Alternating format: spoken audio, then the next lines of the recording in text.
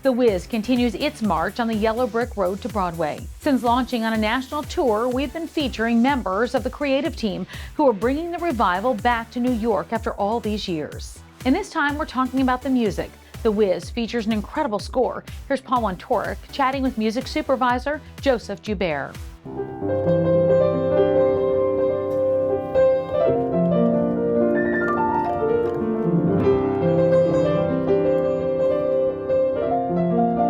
You have a great resume, but from what I can tell, this is the first time you've worked on the WIZ? This is my first WIZ experience, and it's, wow, I go, when I'm at home orchestrating, I'm like, oh my God, am I really doing this?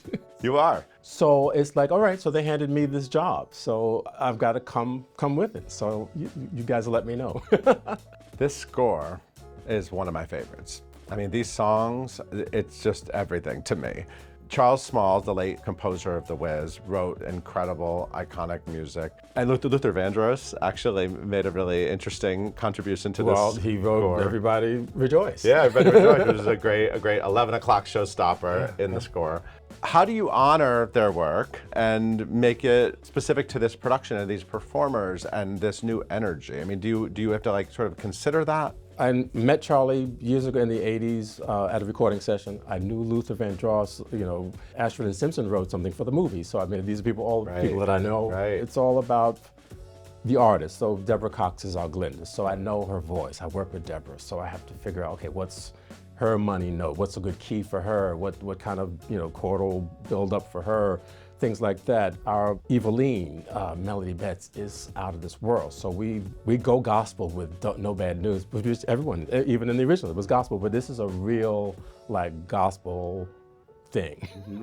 Our Scarecrow is just the vocal phenomenon. So again, we found that right key for him, get him, you know, his right beat, you know, for his numbers, you can't win. Our Dorothy Nichelle is just unbelievable. You know, she was just our last find. We just, you know, found her, and I was able to work with her and do some vocal coaching and just to get the right sounds. And we designed things for her. Obviously, we're paying homage to Charlie Smalls and, you know, and to the one Luther song. And then who our artists are in the show, and then making the music feel right for now and timeless.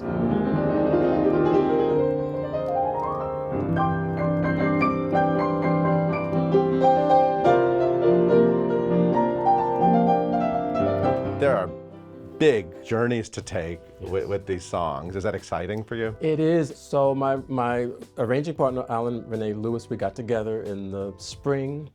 And we just said, okay, what are we gonna do with this song, or that song, what's the feel of this? And keeping it fresh and not like changing, you know, like crazy. If it's something gospel, we've gone with it. Things like Be a Lion, it's a gospel, or, you know, when you hear the original,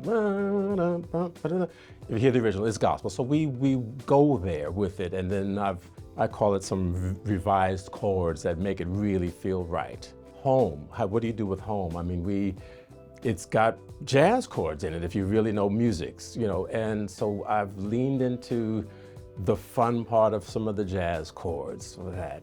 If You Believe is just like all these masterpieces. These songs are incredible. So again, each song has a different feeling, and if you've listened to the recordings, there have been many different versions, but they go there. It's just not like a simple thing. So we go in the direction that once you hear a song, you say, oh, that's what they're doing there. We haven't changed, you know, the music, but we've made it interesting for today and still palatable for, you know, the original. There's a new song, Wonder Why. It's not a new song, but it was not used in the original show. Stephanie Mills, I think, did it in the 1984 version. It's called Wonder Why. Diana Ross recorded it, but didn't put it in the movie. So we shortened the song and just made it a short, concise arrangement. And Nichelle, when you can't hear her sing it without crying. I promise you, when you hear this song, the way it comes and how honest she sings it, and she goes up in these high notes, it's gonna be an emotional moment because it's just this big uplift.